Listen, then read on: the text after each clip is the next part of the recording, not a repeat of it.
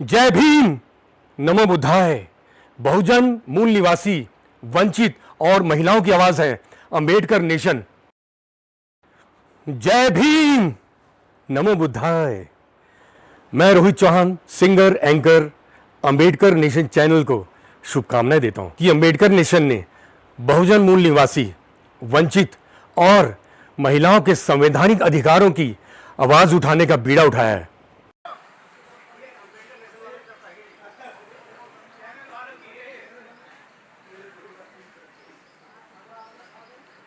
साथियों, बुद्ध जयंती के उपलक्ष्य में जो हमारे यहाँ बहुजन समाज के साथी हैं, जिन्होंने बहुजन समाज को आगे बढ़ाने के लिए या उनको प्रेरित करने के लिए या बहुजन समाज की विचारधारा और बाबा साहब की विचारधारा और बुद्ध की विचारधारा के लिए काम कर रहे हैं, उन्हीं में से कुछ साथी अपने विचार भी रखना चाहते हैं तथागत बुद्ध की जयंती पर, तो बात करेंगे उनसे। उन्हीं में हमारे साथी हैं, एक हमारे से सीनियर साथी हैं, सीनियर करतार सिंह भारती जी। सबसे पहले यहाँ पे मेरा एक एक्सपीरियंस रहा है, मैं यहाँ कोंडली में इसी क्षेत्र में रहा हूँ बहुत टाइम, कि लोग बाबा साहब तो बहुत चिल्लाते हैं और आरक्षण पर चोट होगी तो प्रदर्शन करने पहुंच जाएंगे, किसी के साथ अत्याचार होगा तब भी बाबा साहब की बात को रखेंगे, बाबा साहब के नाम पे। और साल में 2 दिन, वो भी मई जो बुद्ध जयंती है उस पर कम फोकस होता है। 14 अप्रैल के दिन बहुत ज्यादा अच्छे बड़े लेवल पर सेलिब्रेट करते हैं लोग। तो आप इस पे थोड़ा प्रकार ऐसा क्यों है और क्या ऐसा होना चाहिए कि लोग जो कंटिन्यूटी में समाज के लिए काम करें और अच्छे से मेहनत से काम करें, समाज को जागरूक करने का काम करें, उस पर आप बोलिएगा कुछ। सबसे पहले तो यहाँ पे आए हुए अपने सभी धम्म बंधुओं को जय भीम, नमो बुद्धाय। और यहाँ पे आए हुए हमारे अंबेडकर न्यूज नेशन वाले, अंबेडकर नेशन न्यूज वाले जो आए हैं, उनका आभार व्यक्त। भारती जी, हम लोग खाली बौद्ध धर्म को बढ़ाने के लिए काम कर रहे हैं, बाबा साहब की आइडियोलॉजी के लिए। न्यूज से हमारा कोई लेना देना नहीं है, न्यूज नहीं हम करते हैं। सिर्फ हमको अपने जो बहुजन विचारधारा है उसको बढ़ाने की कोशिश में हम हैं बस। अंबेडकर नेशन वालों का आभार व्यक्त करते हुए मैं यही कहना चाहूंगा कि हमारे बौद्ध धर्म को हमारे देश का होते हुए भी इस धर्म को इतना दबाया गया इन मनुवादियों ने और मनुस्मृति वालों ने, इतना दबाया कि एकदम 0% पे ही आ गया था लगभग। लेकिन अब कम से कम 20-25 वर्षों से या उससे ज्यादा 30 वर्षों से इस धर्म में फिर दोबारा से जान फूंकने की लोगों ने बहुत कोशिश की है। उसमें हमारे अग्रणीय बाबा साहब अम्बेडकर जी हैं और हमारे बहुत बड़े बड़े जो हमारे बौद्ध धर्म को मानने वाले हैं वो भी बहुत सक्रिय रहे हैं और समाज को जागृत करने का वो अभी भी बहुत प्रयास कर रहे हैं। और मेरा तो मानना यह है कि अगले कुछ वर्षों तक, भले ही हमें 1 दशक और लग जाए, हमारा ये भारत एक बौद्धमय होने जा रहा है, ऐसी मुझे आशा है।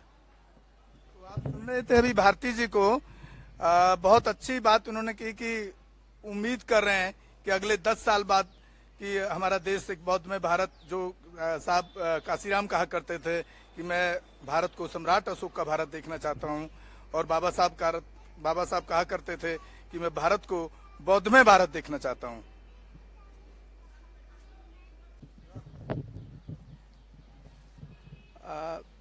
साथियों,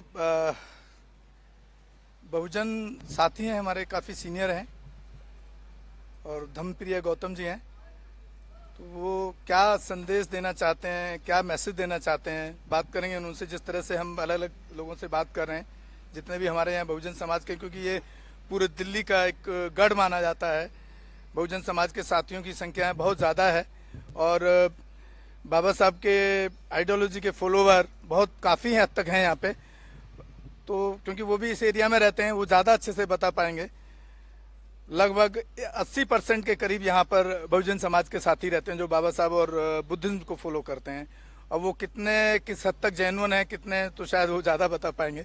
बात करते हैं, उन्हीं से कुछ क्रॉस क्वेश्चन भी करेंगे। जी गौतम जी, आप पहले तो आप क्या मैसेज देना चाहते हैं? आज बुद्ध जयंती है, बुद्ध का आज तथागत गौतम बुद्ध की जयंती है जो बुद्ध पूर्णिमा के नाम से जानी जाती है। और इस दिन तथागत गौतम बुद्ध को 3 चीज़ें प्राप्त हुई थी। पहली बात तो इसी तारीख को पैदा हुए, इसी दिन को, इसी तारीख को उनको ज्ञान प्राप्त हुआ और इसी तारीख को उनको परिनिर्वाण हुआ। तो इसलिए ये बहुत ही महत्वपूर्ण एक वक्त है जो पूरे विश्व के लिए एक संदेश भी है कि बहुत कम ऐसे व्यक्ति हुए हैं कि जिनका जन्म, ज्ञान और मृत्यु एक ही दिन हुई हो। शायद पहले व्यक्ति हैं संसार में और कोई ऐसा है भी नहीं। तो अब जैसे इस देश, पूरे वर्ल्ड में कोरोना वायरस से एक महामारी फैल रही है और सारे लोग दुखी हैं, तो ऐसे वक्त में हमारा तथागत गौतम बुद्ध का जो संदेश है वो अपने आप में एक बहुत प्रशंसनीय है और महत्वपूर्ण है। क्यों कि तथागत गौतम बुद्ध ने साइंस को ही बढ़ावा दिया है, साइंस को माना है, मानवता को माना है, दया करुणा को माना है और उसी का संदेश दिया है। और जो भी व्यक्ति आज, चाहे वो स्वास्थ्य कर्मी हो, चाहे पुलिसकर्मी हो, चाहे सफाई कर्मी हो, और जितने भी समाज में दूसरे लोग वॉलंटियर काम कर रहे हैं, वो सब तथागत गौतम बुद्ध के सिद्धांत को ही के ऊपर ही चल रहे हैं। और मैं भी यही चाहता हूँ कि पूरा संसार सुखी रहे और कोई दुखी ना रहे और इस महामारी से जितनी जल्दी हो उतनी जल्दी छुटकारा मिले।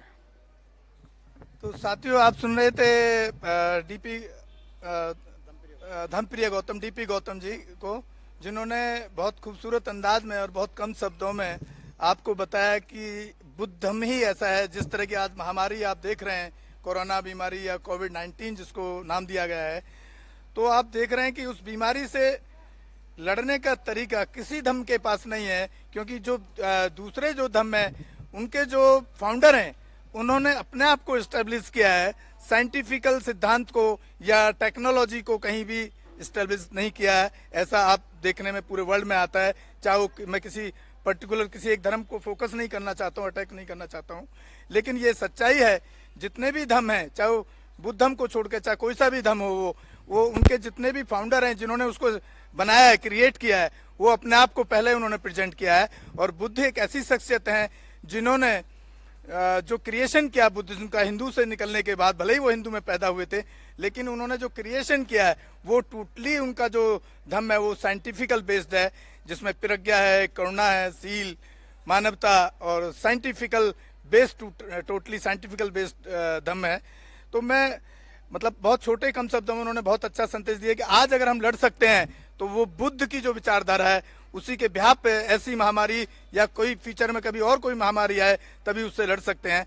बट बदकिस्मती से हमारे देश के अंदर कहीं ना कहीं साइंटिफिकल कम और धर्म पे ज्यादा, धर्मों पर ज्यादा फोकस किया जाता है, आडंबरों पे ज्यादा फोकस किया जाता है, पाखंड पे ज्यादा फोकस किया जाता है। इसलिए हम कहीं ना कहीं और ज्यादा इस बीमारी से लड़ने में बहुत ज्यादा कामयाबी हमको नजर नहीं आ रही है। लेकिन एक तरीके से देखा जाए, जो इस बीमारी से लड़ रहे हैं उन सबको एक तरह से बुद्धिज्म ही कहना ठीक होगा, बुद्ध के फॉलोवर ही कहना ठीक होगा, क्योंकि वो साइंस के रास्ते पर जाकर के इससे लड़ रहे हैं। एक चीज मैं आपसे जरूर और जानना चाहूंगा, क्योंकि आप धम्म प्रिय, तो आपने बुद्धिज्म को अडॉप्ट तो किया ही है। आपने अक्सर देखा होगा और मैंने भी देखा है, मैं भी दीक्षा लिया 99 में। हमारे जो लोग हैं बाबा साहब की बात तो बहुत करते हैं, राजनीतिक प्लेटफॉर्म बड़े मजबूत कर लिए हैं, एजुकेशन में भी मजबूती आई है, आर्थिक में भी थोड़ा मजबूती आई है, ज्यादा नहीं कम कुछ तो आई है, लेकिन चाहे वो भले ही एजुकेशन से आई है सरकार ने। लेकिन जब हम धम्म की बात करते हैं तो वहां पर बहुत रेशियो बहुत ना के बराबर है।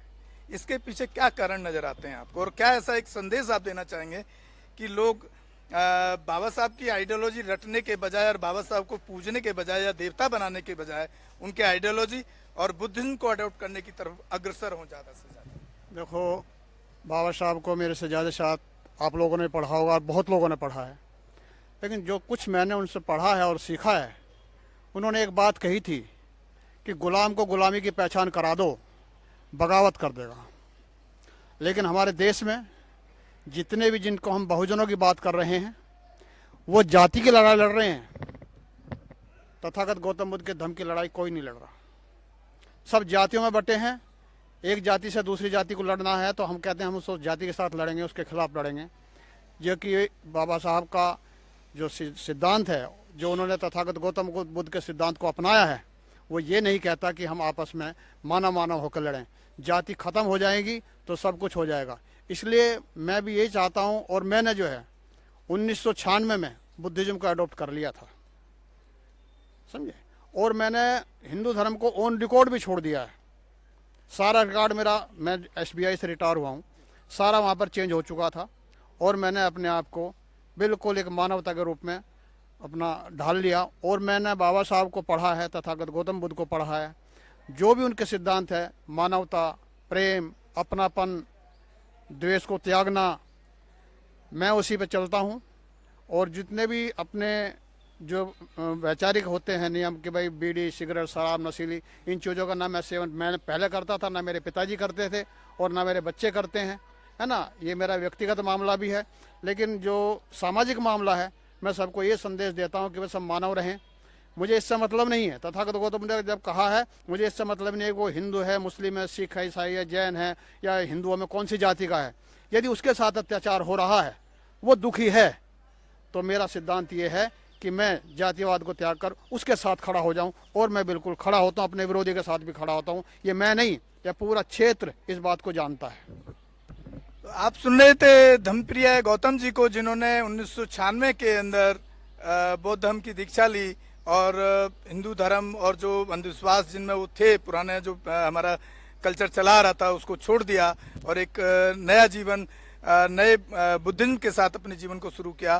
तो और अभी तक वो संघर्षरत हैं, कार्य कर रहे हैं उसके लिए कि बहुजन समाज और खास तौर से ज़्यादा जितने लोग बुद्धिज्म को अपनाएं, उतना ज़्यादा ही मानव का कल्याण होगा। क्योंकि ये धर्म, ये जो बुद्ध धर्म है, पूरा मानवतावादी धर्म है और इसी में मानव का कल्याण है। इसी के साथ विदा लेते हैं। अम्बेडकर नेशन से गौतम रत्ना। जय भीम, जय भारत, नमो बुद्धाय। एक बार हाँ जी बताएं। जैसे मैंने कहा, और मैं राजनीति में बहुत कम विश्वास करता हूँ। शायद आपको सुनकर बड़ा खुशी भी होगी और आश्चर्य भी होगा कि जो मुख्यमंत्री रही हैं उत्तर प्रदेश की बहन कुमारी मायावती जी, उन्होंने मेरे साथ सोशल वर्कर का काम किया है जब वो यहाँ कल्याणवास में टीचर थी। और हमने कोंडली में आकर बाबा साहब और तथागत गौतम बुद्ध के विचार को फैलाया, तो बहुत खुशी। लेकिन मैंने कभी राजनीति पसंद नहीं करी। मैं समाज सेवा से जुड़ा रहा हूँ। अभी भी यहाँ पर RWA का जनशक्ति हूँ और सीनियर सिटीजन वेलफेयर एसोसिएशन भी मैंने बनाई हुई है, जो दोनों इस क्षेत्र को कवर करती हैं।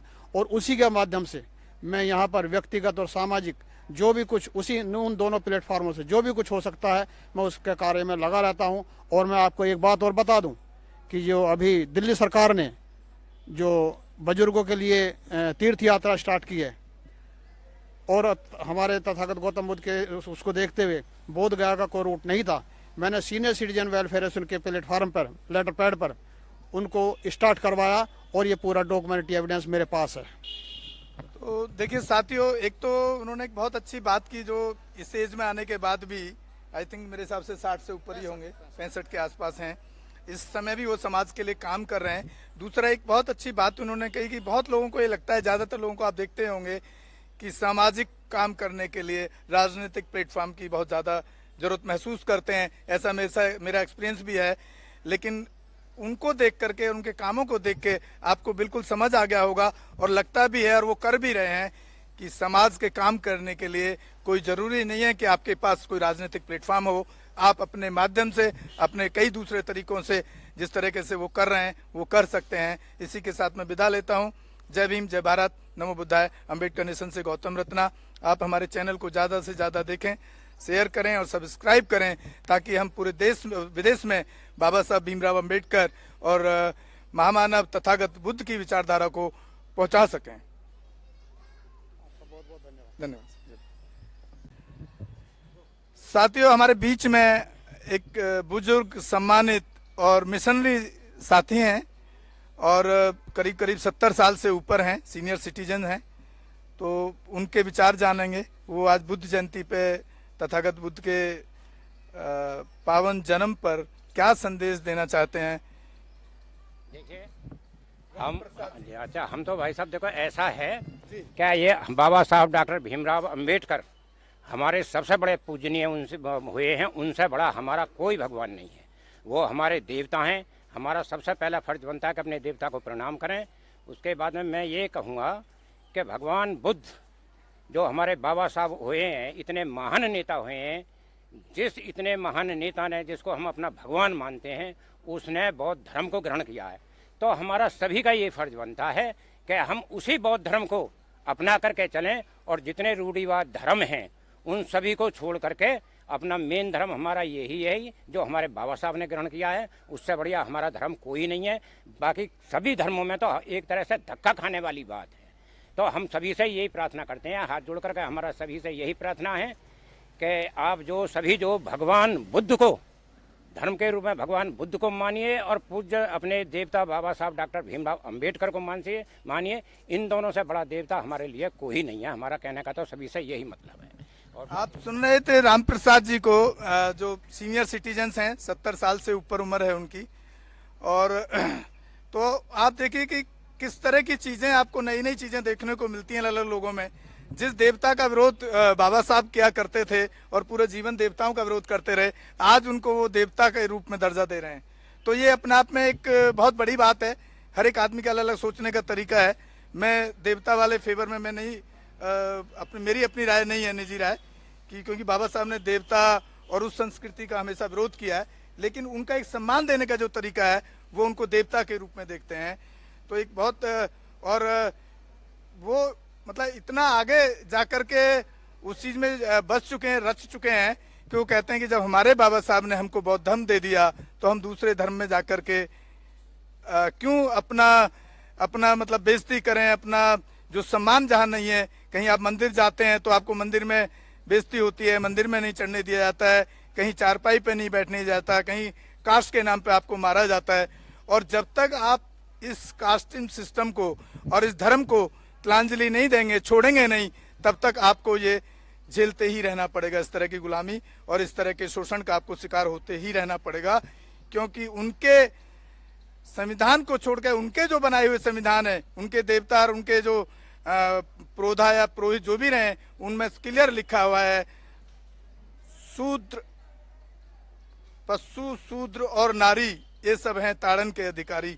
जब आप उसी धर्म में रहेंगे, उसी को फॉलो करते रहेंगे, उसी कास्ट में रहेंगे, तो आपको वो शोषण तो आपको झेलते रहना पड़ेगा। क्योंकि उनके जितने भी ग्रंथ हैं सब में कहीं ना कहीं, मैं पूरा ग्रंथों के नाम के साथ और पूरा पेज और पैराग्राफ के साथ इन चीजों को जानता हूँ। गीता में भी यही लिखा है, मनुस्मृति में भी यही लिखा है और रामायण में भी यही लिखा है। तो फिर अगर आप मानते रहेंगे, उस धर्म में रहेंगे, तो उनको भी मानते रहेंगे, और उनको मानते रहेंगे तो आपको वो शोषण, वो बेइज्जती आपको सहन हमेशा करते रहना पड़ेगा।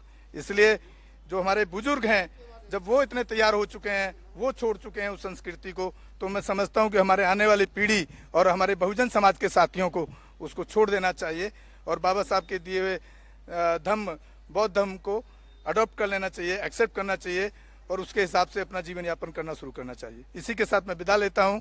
जय भीम, जय भारत, नमो बुद्धाय। एक बार फिर से सभी के लिए तथागत बुद्ध के जन्मदिन पर सभी को मंगल कामनाएं और शुभकामनाएं।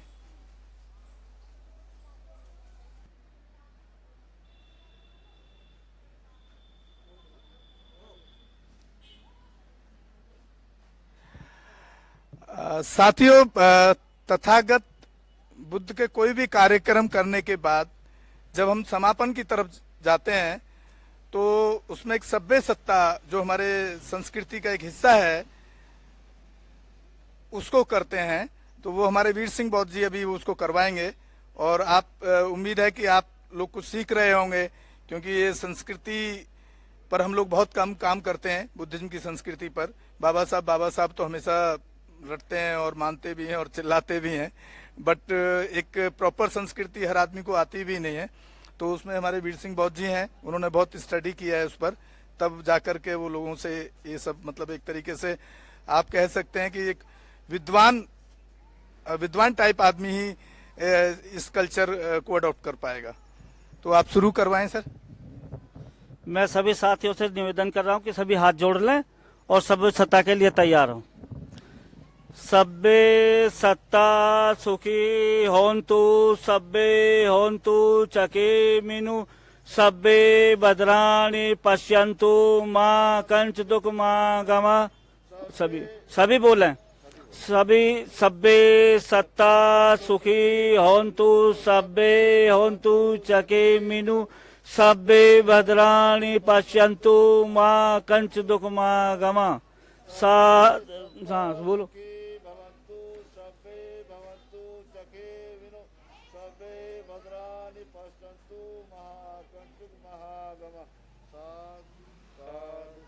साधु। इसी से हमारा सारे कार्य संपन्न हुआ। जय भीम, नमो बुद्धाय। अंबेडकर नेशन चैनल आर्थिक समस्या से गुजर रहा है। अगर आप बहुजन समाज में बाबा साहेब अंबेडकर और तथागत बुद्ध की विचारधारा को अधिक से अधिक लोगों तक पहुंचाना चाहते हैं तो हमें आर्थिक सहयोग प्रदान करें, ताकि हम अपने चैनल के माध्यम से देश विदेश में समता, बंधुता, एकता और संवैधानिक अधिकारों को ज्यादा से ज्यादा लोगों तक पहुंचा सकें। अंबेडकर नेशन चैनल जो YouTube पर भी प्रसारित होता है, प्रस्तुतकर्ता गौतम रत्नम। आप अपनी सहायता राशि नीचे लिखे खाते में जमा करा सकते हैं। खाता धारक गौतम रत्नम। खाता संख्या 316957685651। IFSC code SBIN 0060336। बैंक भारतीय स्टेट बैंक। आप हमारे बैंक खाते का विवरण स्क्रीन पर भी देख सकते हैं।